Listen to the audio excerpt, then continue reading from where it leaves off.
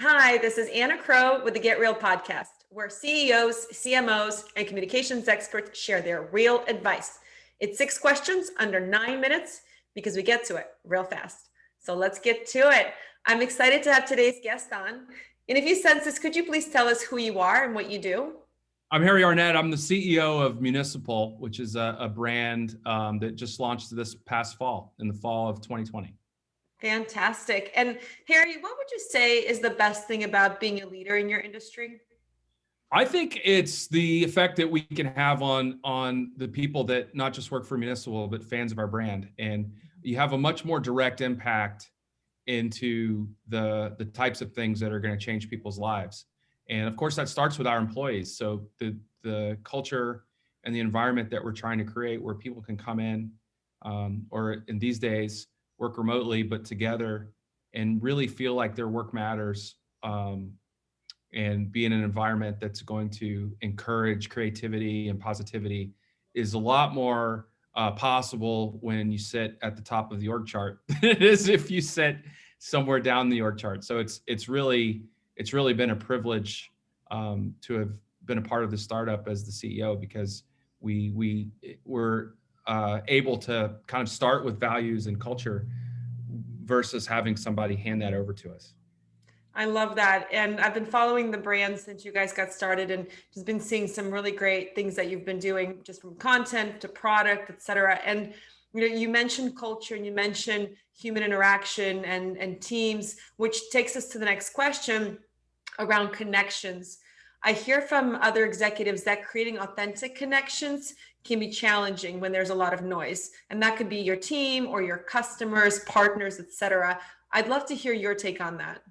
It's so true. And even the other vector is now with most people working remotely, that the way that we're forming connections are a lot more digital than they ever have been. And so we talk a lot at our team is don't conflate communication with connection. And so that really does start with the shared values within an organization that everyone needs to have, because it's giving someone the space to shoot straight with you, to share what they're going through, and then have the ability for the other person to engage in a really authentic way with whoever's on the other end. And most of the time that really is happening on kind of a one-to-one level. And particularly now, where a lot of the human interaction that we have on a one-to-one level has been affected by what we're all going through right now, that it has to be part of your core values, I think, as a company, that's something that you feel like the best work is going to come out of the positive, supportive relationships and networks that exist within your organization. Absolutely. And you mentioned core values. I think it's so important, to have the values and make sure everyone's aligned on those, but also the types of values that foster that open communication and having the opportunity to have authentic connections, because you can't have those at every company if the values or the culture is not set that way. I find that people can be, can fear judgment or retaliation if they're too authentic. And so when you set those great values at the top that promote and enable that two-way communication and connection, more importantly, to your point, I think that's really fascinating. So that's really great advice. And I'd love to see if you have any other real advice for our viewers. Well, I think that the thing that really keeps us all motivated in times, specifically in times of crisis, which I think a lot of people are probably feeling now, is irrespective of the business trajectory that you find yourself in, or the organizational trajectory, or the organizational momentum that you might have based on whatever the results are that you're judged by. I think a lot of people are feeling that sense of crisis that we described because of the impact that certainly the pandemic has had on all of us. And that's really the time where it's most critical to be the most crystalline, not just on your values, but on the vision, the reason you're doing what you're doing to begin with. And I speak not from a top-down approach, but it's kept me going, throughout this time as we've tried to get our startup off the ground right in the middle of a pandemic. Is in times of crisis when it's really easy to look at all the obstacles that are in front of you or reasons why you can't do something, but to remind yourself the reason you're doing this to begin with. So it's a really healthy time for organizations to gather around not just the senior people on the team, but the entire organization, and have a really frank discussion again to level set on what the ultimate purpose is. Because the real way to get to maximize performance of your organization is you're really trying to align the talents of your people, the ambition that people have, so the drive, and then marry that up with a sense of purpose. And so, a lot of times people forget the purpose part because they have motivated, talented people that are ambitious. And so they feel like there's a natural hum and a natural momentum that's existing within the organization. But it really is critical to supercharge that by getting people again to hit that bullseye of why are we all here, for what's our sense of purpose. That's fantastic advice, and you're so spot on. Understanding that why, and I think it's so invigorating for people at all different levels, right? Why am I getting out of bed and coming here and doing this work? What are we trying to do? How are we changing?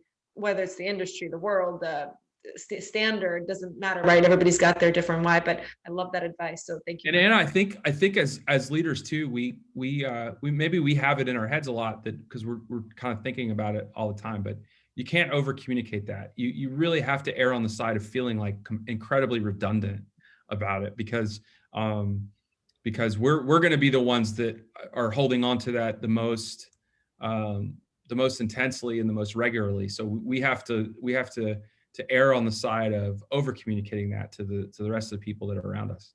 That's a really great point. Well, before we get to our final question, are there any other successful executives such as yourself that you would want to acknowledge here or give a shout out to? Well, it's funny you mentioned that, because I found myself thinking a lot lately about mentors that I've had and people that I've modeled, my kind of way that I like to lead, or the way I behave. And I have a handful of folks that I just encourage people to see. One's David Novak, who was the chairman and CEO of Yum Brands for years and years. And now he now has repurposed his own kind of another chapter of his life, where he's helping leaders kind of do a lot of what I've just talked about finding a sense of purpose and bringing recognition to the organization and kind of the impact that has. And the other two that have really had impact on me, one was former boss of mine, Chip Brewers, CEO of Callaway Golf, who just leads with such integrity that I've really tried to model that in this chapter, certainly, but it's, when I was working with him. And then the third is a guy named Alan Mullally, who was former CEO of Ford, who really brings this aligning your vision with an operational plan around it, and then the shared value of working together to achieve a common goal. And all three of those folks, specifically, I think the one characteristic that they have in spades is authenticity. And so, I really have tried to model that in my own way, especially now as I'm kind of leading an organization. Those are some great leaders. I appreciate you sharing them with us. And yes, that's really the premise of our conversation, right, around authenticity and how to channel that authentic leadership. And it can be tough for a lot of leaders, but I think if you set your eyes on it and you try to think from that state of mind, it's definitely can be accomplished by any leader. But yeah, thank you for sharing those. Well, our last question is more of a fun one. You've had a really rich career thus far, and you're continuing on an incredible journey. But can you tell us about your first job? Oh, my first job. Well, if I was going to go way back, like the very first job that I ever had was, my father was self-employed. So I helped him. He worked in the arts. So a lot of categorizing antiques, which was, you know, I would love to have that job now, by the way, but then it was pretty grueling. And then but the first pay job, so that one, I'd say I earned my allowance from that one. But the first pay job I had, actually, it was very similar, a different industry, but I worked in a stock room doing inventory at a soccer store when I was 15 years old.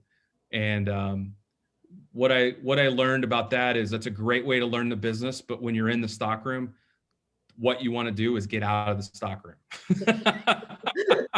Noted. So that was very motivating, is like, I don't want to do this for the rest of my life. I know that much is true. But yeah, and I think my first job, Anna, my first paying job, I got paid something like $4.10 an hour. So.